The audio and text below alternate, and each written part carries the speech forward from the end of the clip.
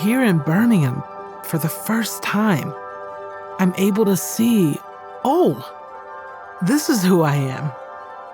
This is my culture. This is who I identify with. And with that new and stronger sense, I have a yearning to express that creatively. As the months go by in England, my passion for the written word grows and grows.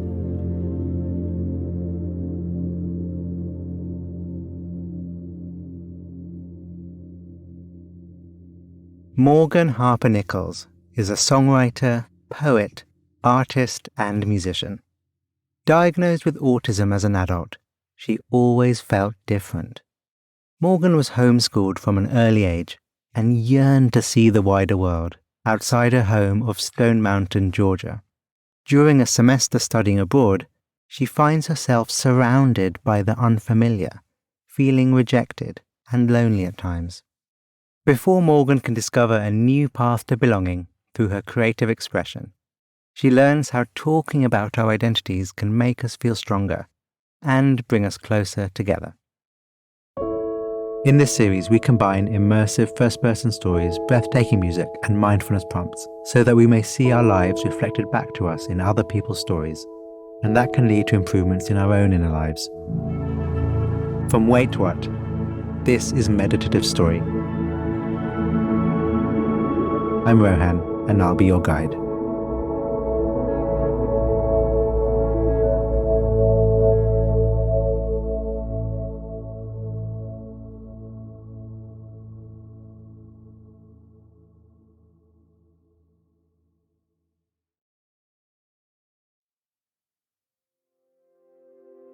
The body relaxed. The body breathing. Your senses open, your mind open. Meeting the world.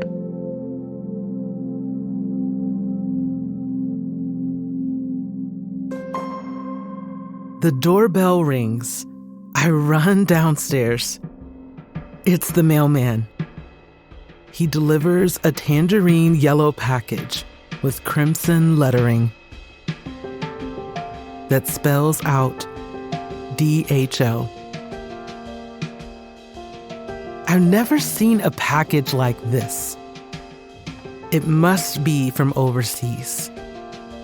It's addressed to me. Mom hands it over, eyes wide with anticipation. It feels bulky. The label reads, The University of Birmingham, England. I feel my heart beat against my chest. Sunlight streams in from the window at the end of the hallway. It fills the room with a warm glow. Mom and I look from the package to each other. I think it's too heavy to be a rejection letter, I say. Well, open it, Mom says. I rip open the cardboard. I pull out some padding and a folder.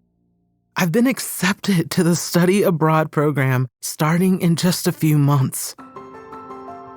I give a little yelp and hug my mom. I know there's so much to figure out. I'll need to raise money. I don't even have a passport. I don't know anyone who's ever done anything like this.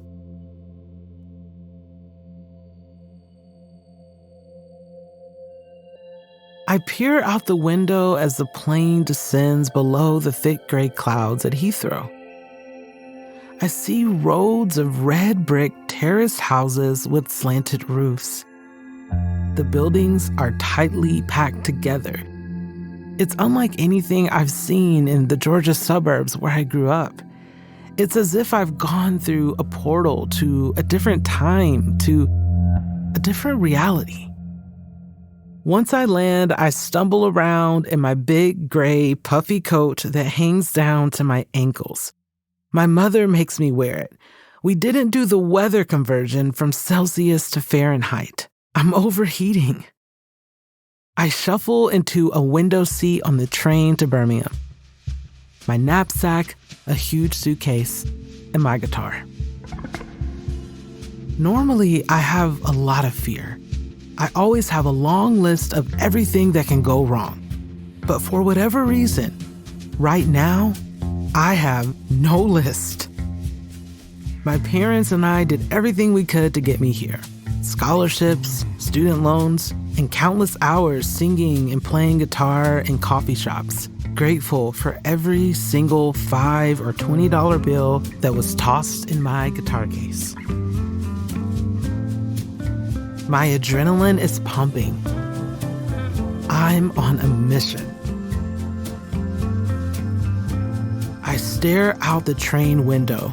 The gray city views eventually turn into open green fields. My mind drifts back to when I couldn't even imagine an opportunity to leave the U.S.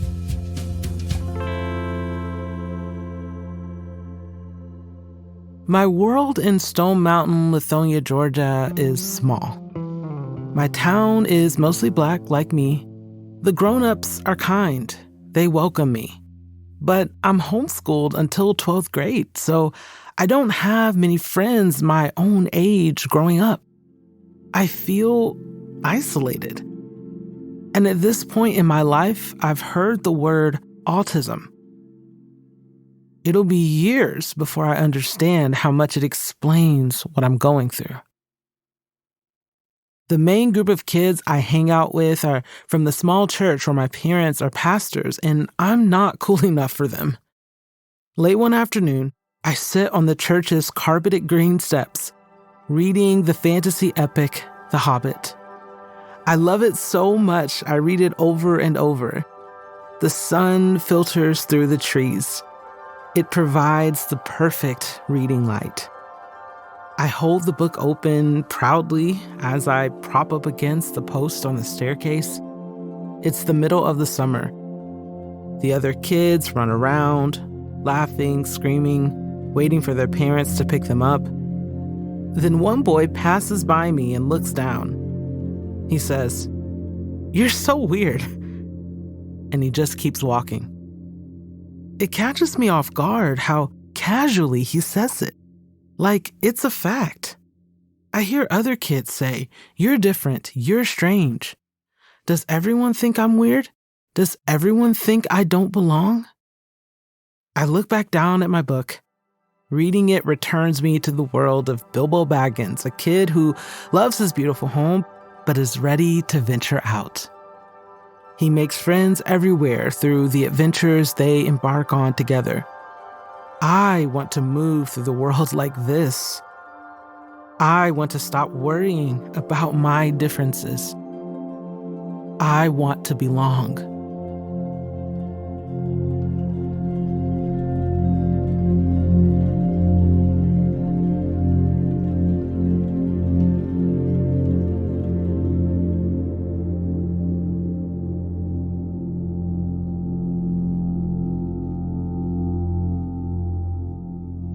It's a lovely idea to be more Bilbo. Is there a character from fiction who represents a way of being in the world that you aspire to? Bring them to mind.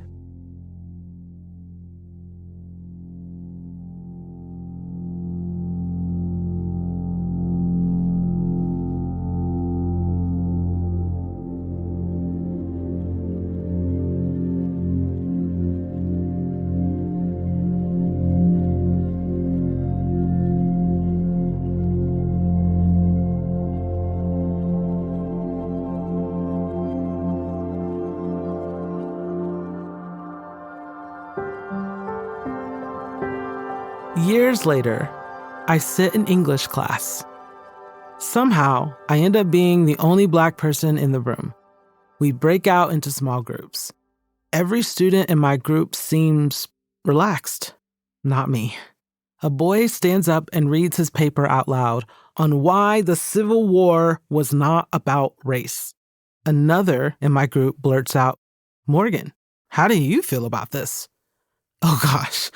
This is a class where students feel totally comfortable saying racist things out loud. It doesn't feel safe to draw attention to myself. So I try to talk myself out of the conversation. I think there's a lot more to it, and I think it's wrong to assume I think there's not enough time left in this class to talk about it today, and yeah, that's what I think. So yeah. Words spill out, but I don't make any sense. The boy who asked me the question doesn't care. He looks back at his paper. Embarrassed, I wonder, should I have shared my honest experiences? Instead, I remain non-confrontational. It's a part of the way I'm autistic. As a sophomore in high school, I sit at my home computer. The glow from the screen washes over me. I still have trouble making friends. I play the guitar and write poetry to share parts of myself.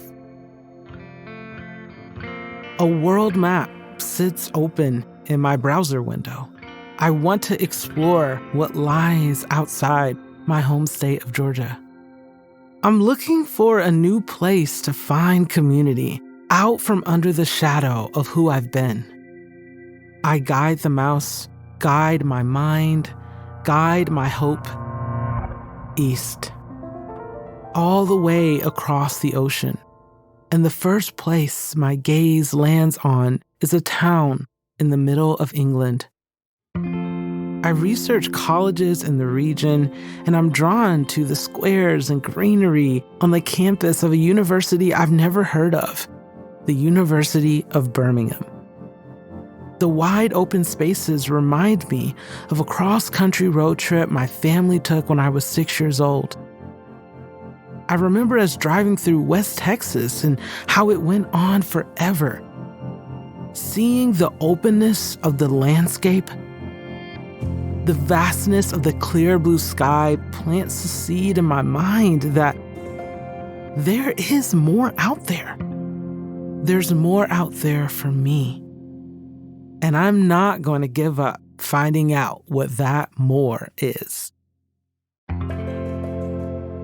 In Birmingham, I live in a narrow 3-story red brick terraced house, just like I saw from the plane.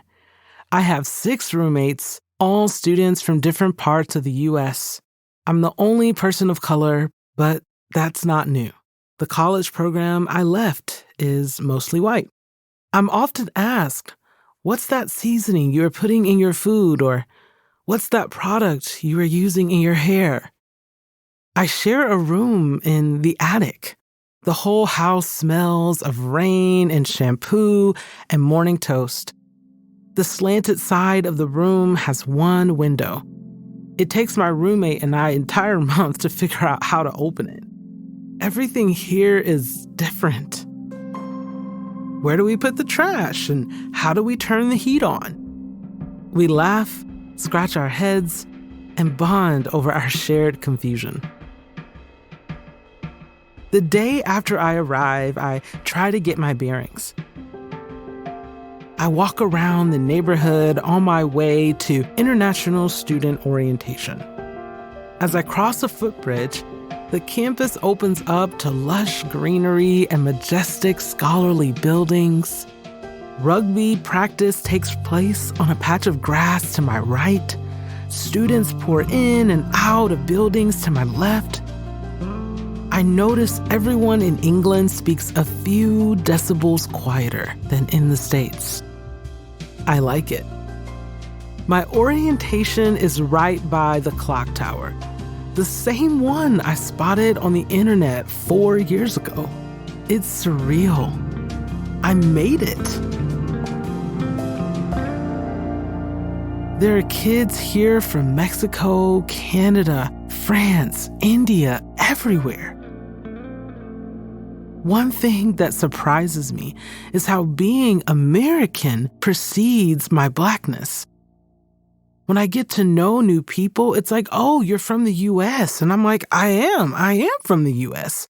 But I think to myself, in the U.S., being Black, I'm in this other category a lot of times. But I don't feel that here. We're all international students together. It's a group that includes us all. I'm just so happy to be here, to explore, to study literature and poetry, to make friends.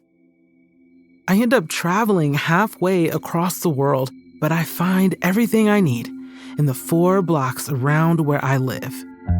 The pubs and the restaurants on Main Street, the print shop, the classrooms where I study English literature, and the bookstore I cherish. But all that changes when I need to get my hair done.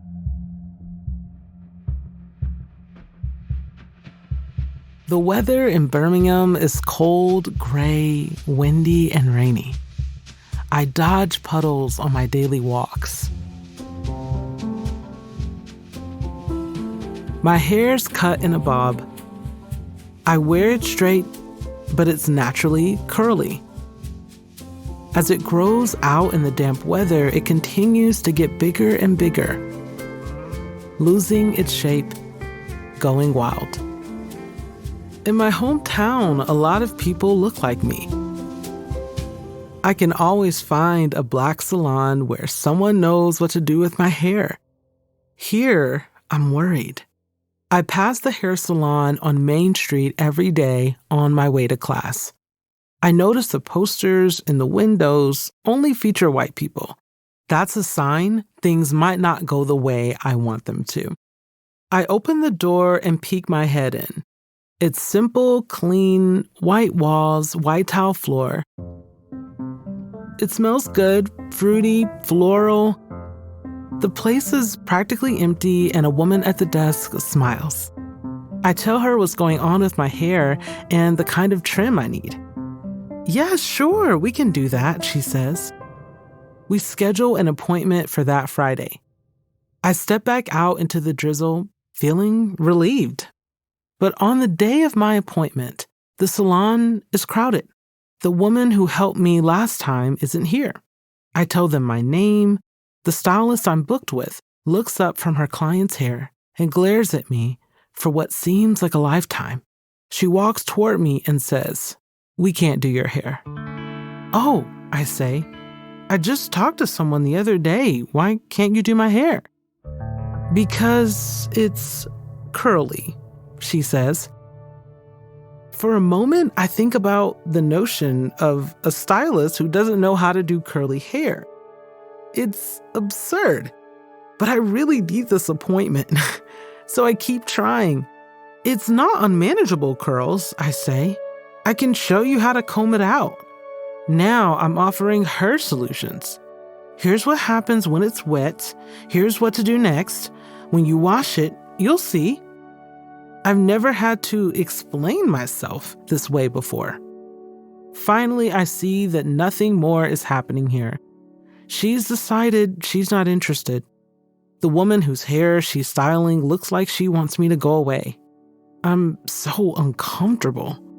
All I have left to say is, "Okay, well, thanks. I'll try to find somewhere else." I stumble out into the cold and think, I don't know where to go from here. I take stock of my emotions. I'm fragile, flustered, self-conscious, ashamed, and so embarrassed. It may seem like a small thing, my hair, but it's an important part of my daily routine. It's a part of how I take care of myself. It's a part of who I am. Walking slowly up the street, I wonder, who can I ask for help? Not my roommates. I try to think of points of reference. I have none. Even for all of the times back home where I may feel alone or different, I always have points of reference to get me back on track. I always have at least one grown-up, sometimes my mom, my dad, a professor, a friend, one road that I know will get me back on course. But at this moment, there are no roads. I feel so lonely. In the days that follow, I'm annoyed passing the salon on Main Street as I meet friends, buy groceries, and run errands. It's a constant reminder of a space in which I don't belong.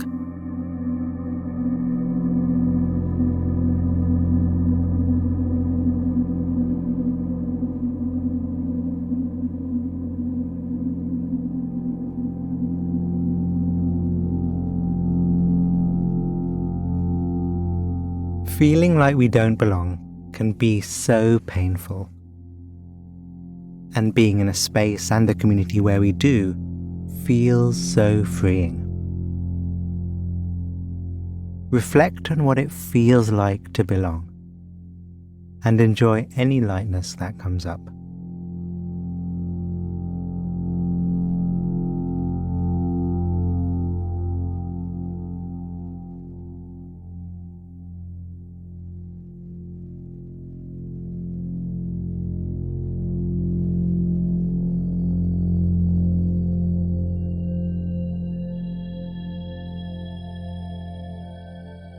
Around this time, I end up at a house with friends who are cooking and hanging out. It's a diverse group. My South African friend Elizabeth explains the cricket game on TV. It's my first time watching. My Pakistani friend Aman cooks a curry dish that's brand new to all of us. We all chatter back and forth while sitting in an assortment of chairs around the television. The rest of the crowd consists of a friend from Nigeria, 3 Americans, and 2 English students. As we sit to eat, out of nowhere, one of the English guys probes, "Morgan, both you and John are black. How come your skin color is lighter than his?" Why is he asking me this now? I think to myself. I don't really want to talk about it. I just want to sit here, eat my curry, watch cricket, and go home like everybody else. I'm not here to have a big cultural moment with you right now. I'm really tired. But in that moment, something happens. I feel the anger building up inside me. I don't want to back down. Unexpectedly, I launch into a full, unapologetic history lesson as to why this is. I don't waste a single detail. I'm a descendant of African enslaved people brought to the plantations in the Americas where white slave owners had inappropriate relationships. These are the only words I can come up with in this moment. I give as many details as I can. I continue. If you meet a black person from where I'm from, the reason why we have different skin complexions is not because of interracial marriage. I unleash about Thomas Jefferson and his inappropriate relations with Sally Hemings, the woman he enslaved who bore his children. As the words spill out of my mouth, I feel myself becoming a different person. The Morgan who stood quiet on the church steps, who held back in the hair salon, who was made to feel like she didn't belong for being black, autistic, a woman, no longer cares what you have to say about her. This is my story. This is why I look the way I look. The entire room goes quiet once I'm done. I glance at John, my friend from Nigeria, and he nods knowingly. We sit down, we eat our food. I feel proud, like I can sit more comfortably at the table. Sitting in that room, I'm learning that being so far away makes me feel more like who I am. I think a lot of times, many of us struggle with feeling like, what is our culture? Who are we? What does homeland mean to us? And here in Birmingham, for the first time, I'm able to see, oh, this is who I am. This is my culture. This is who I identify with. And with that new and stronger sense, I have a yearning to express that creatively.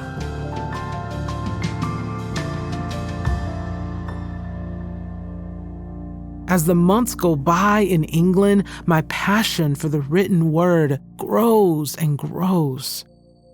When I get back to my college in Georgia for my senior year, I write more songs and I write poetry. Lots of poetry. Poems that tell who I am, what I want, how I see the world.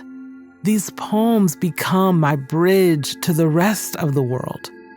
If you want to understand me, read this and this.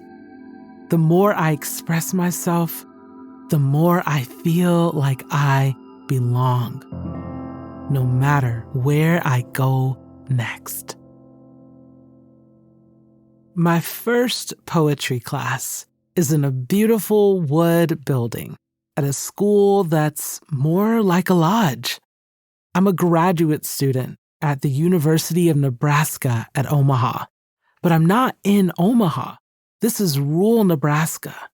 Birds chirp outside our classroom windows, and beyond them is the vast green and tan prairie.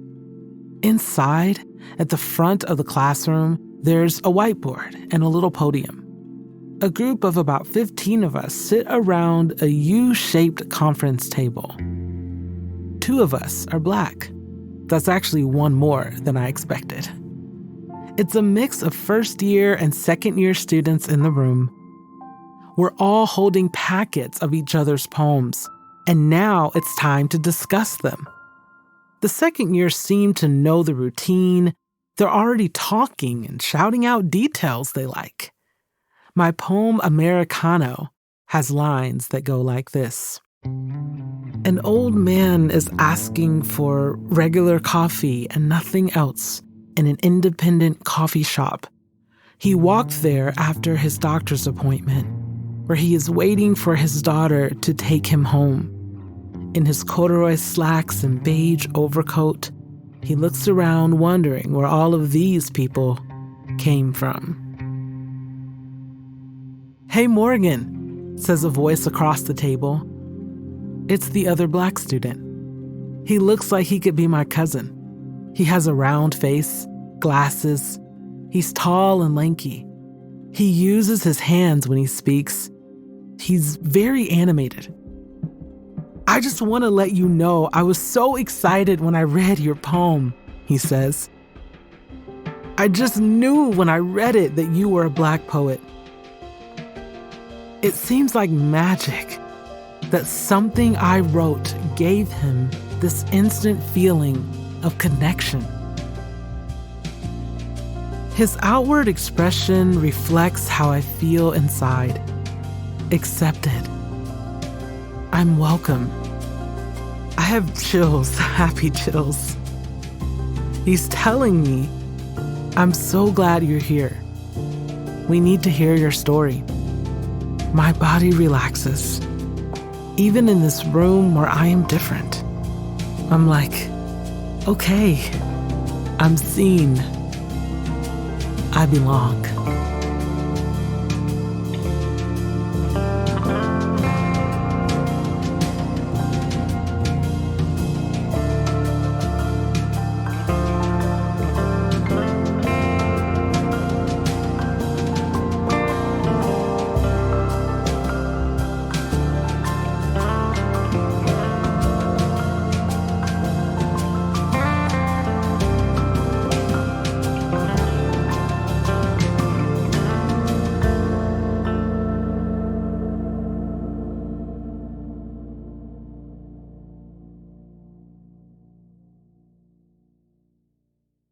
Thank you, Morgan. Now, I understand how Morgan's body becomes relaxed when she feels accepted by her fellow student, when she feels seen. It's totally a thing. So, for our short meditation together, how about we explore those themes and start with relaxation.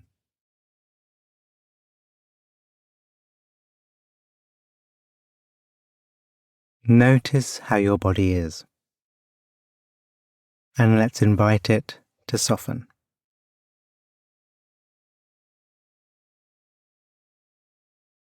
You don't need to be any particular posture to do the meditations in this show. You don't even need to be still. So, however your body is, whatever position, take a few breaths to know how it feels.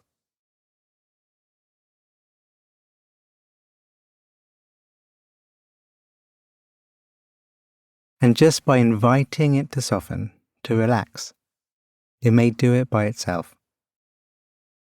Because in a world where we don't always know when we're holding on to stuff, sometimes all it takes is the safety of knowing we have permission to do something before we can let go.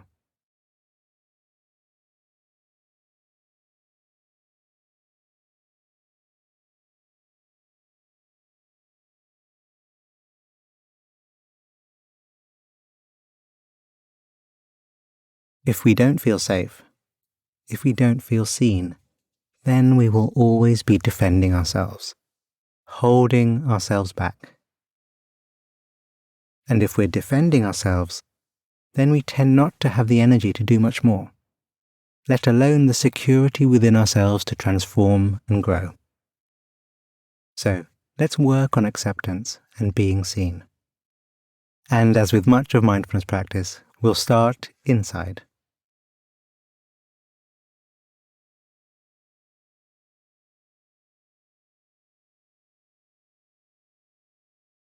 What we're going to do is move between different aspects of our body and mind, see them, really see them, and invite whatever level of acceptance is there.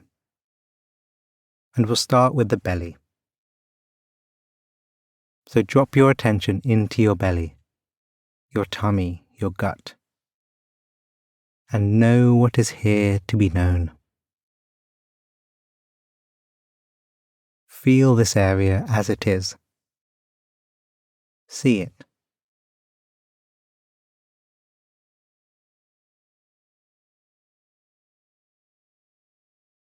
And however it feels, however it is, our intention is to accept it. Not to want it to be different to how it is. Accepting the belly and how it feels. We can do it.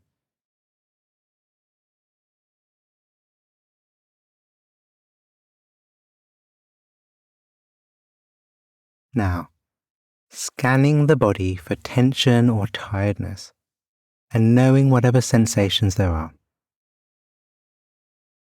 Seeing them for what they are. Maybe it's tiredness known in the eyes. Maybe it's tension in the face or in the shoulders.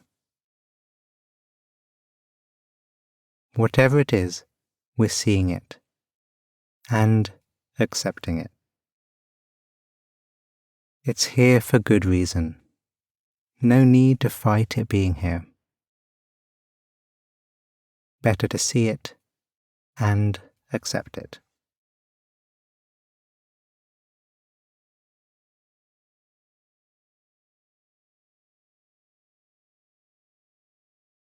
Our distractions and our thought patterns that agitate the mind.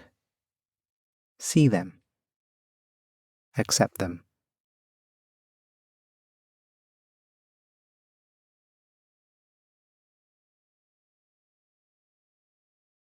There is some calm in our mind, be that a loud calm or a quiet calm. Take a few breaths to settle with it. Seeing it for what it is, and accepting it. Our mind can be calm.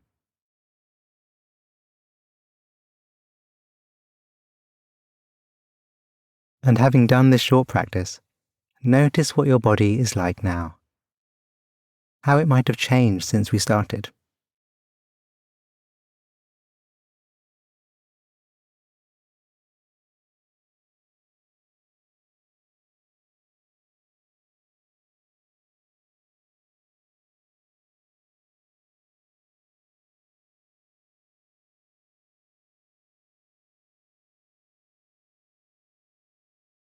Being able to see ourselves and others, and to accept them for who they really are, is a superpower. So as we transition out of this meditation, let's make this intention. As you move through the next few days, when there is someone who you sense needs to be seen, see them and tell them that they are seen. And notice any changes in the body that arise. Thank you, Morgan, for your story and for reminding me of how important it is to be seen. And thank you. I see you.